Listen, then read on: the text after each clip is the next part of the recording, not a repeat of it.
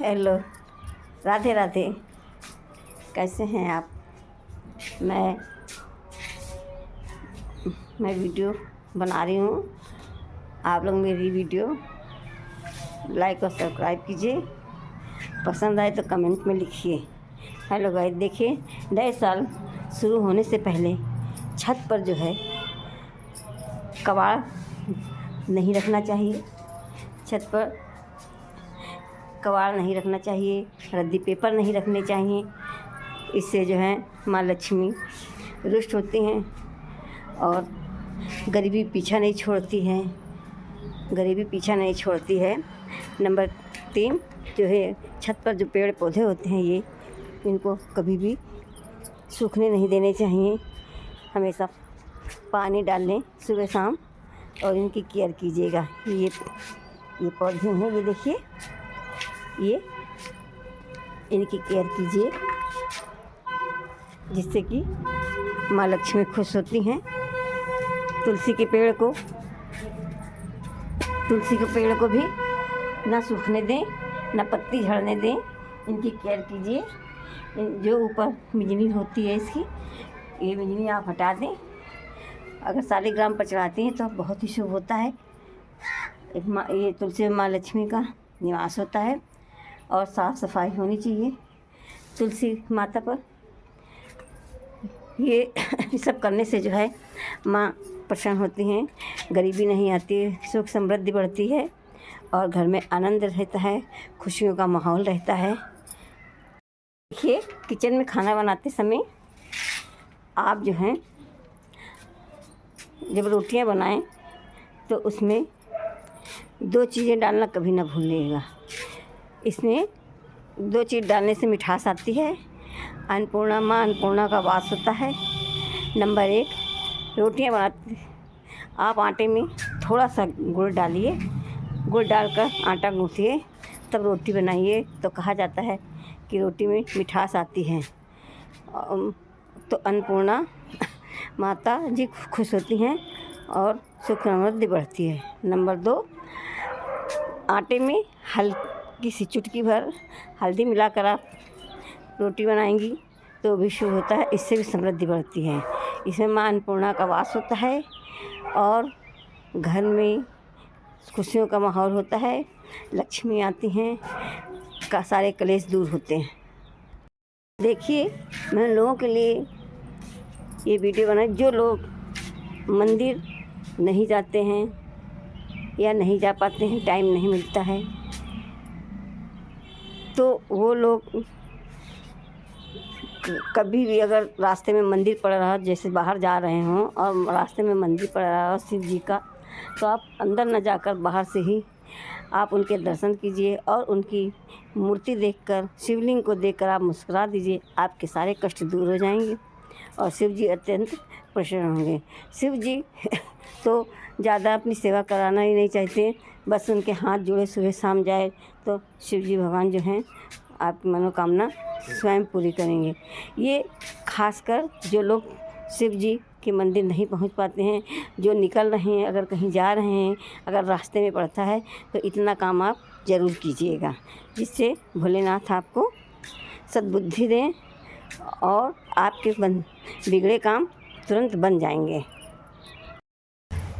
देखिए, सुहागिन महिलाएं जो हैं कभी भी भूलकर ये 3 काम ना करें, जिससे माँ लक्ष्मी रुष्ट होती हैं। सुहागिन महिलाओं को जो चूड़ियाँ हैं वो मंगलवार और शनिवार को नहीं पहननी चाहिए, इससे माँ लक्ष्मी रुष्ट होती हैं और पति के ऊपर कष्ट आ सकते हैं। नंबर 2, चूड़ियाँ रात में नहीं पहननी चाहिए, सुबह या शाम को पहननी चाहिए।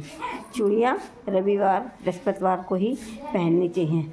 अधिकतर शोभने औरतें जो हैं क्रीम, रेड और मेहरून और सुनहली चूड़ियाँ पहने, वो भी शिव पार्वती को चढ़ाकर आप चूड़ियाँ डाल सकते हैं और पहन सकते हैं कांच की चूड़ियाँ। देखिए फ्रेंड, आप लोग नहाते समय पानी में 2 चीज़ें डालना कभी मत भूलिएगा। इससे जो है राहु केतु और शनि नहीं आते हैं।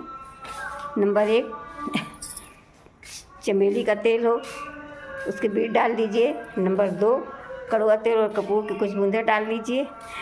इस महादेव की कृपा से आपको कोई भी कष्ट नहीं आएंगे। अगर ऐसा दिखता है और लाभ होता है या आपको कुछ परेशानियाँ आपकी कम होती हैं तो प्लीज़ कमेंट में लिखिए आप मुझे कि क्या प्रभाव पड़ा है। और शनिवार को ये काम ज़रूर कीजिएगा। शनिवार को जो है कुछ कपूर और तेल की बूंदें डालकर अवश्य नहाइए हल्का सा। और चमेली का बीज डाल दीजिए तो 7.5 जो है, जिसके पास 7.5 होते हैं वो कभी निकट नहीं आते हैं, दूर भागते हैं।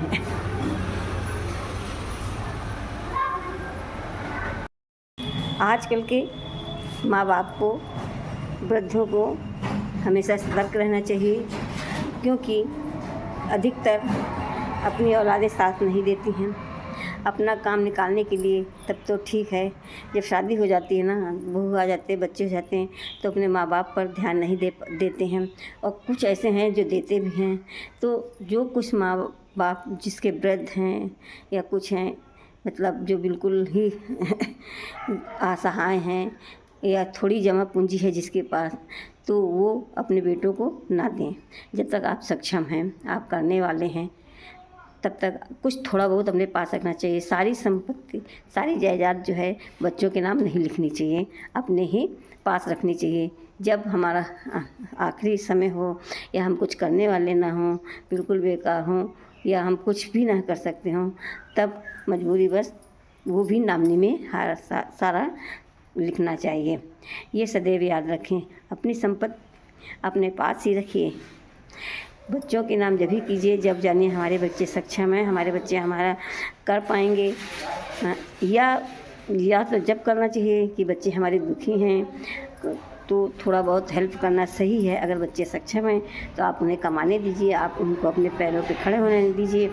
इससे उनका भी मनोबल बढ़ता है और आगे बढ़ने की उनकी आशाएं होती हैं। और हम लोगों को भी सक्षम रहना चाहिए, ठोस रहना चाहिए, कभी किसी पर निर्भर नहीं होना चाहिए। ये सदैव आप लोग ध्यान रखिएगा।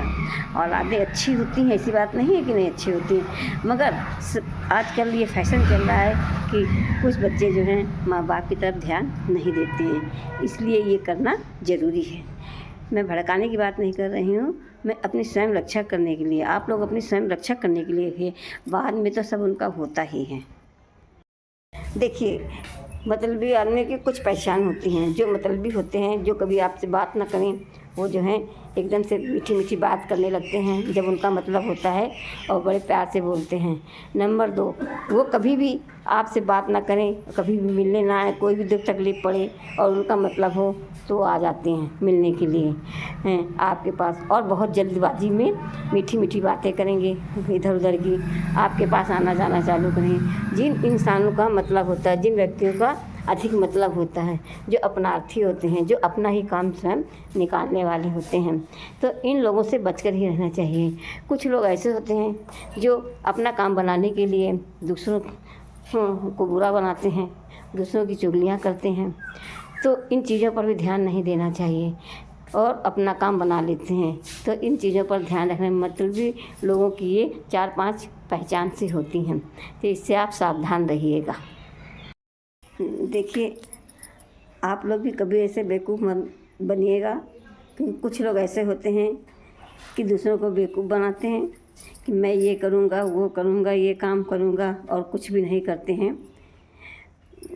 दूसरी अपना काम बनाने के लिए कहेंगे मैं ऐसा कर दूँगी, मुझे ऐसे जाना है, आप भी चलिए, आपको बेवकूफ़ बना के अपना काम निकाल लें। और कहेंगे मैं इतनी देर में कर लूँगा, और कहेंगे चलो मेरे साथ कहीं घूमने फिरने, और गए मैं ऐसा करवा दूँगा, वैसा करवा दूँगा। तो किसी के बहकावे में ना आइएगा, स्वयं आप अपना काम स्वयं कीजिएगा, जानकारी के साथ कीजिएगा और देख रेख के साथ कीजिएगा।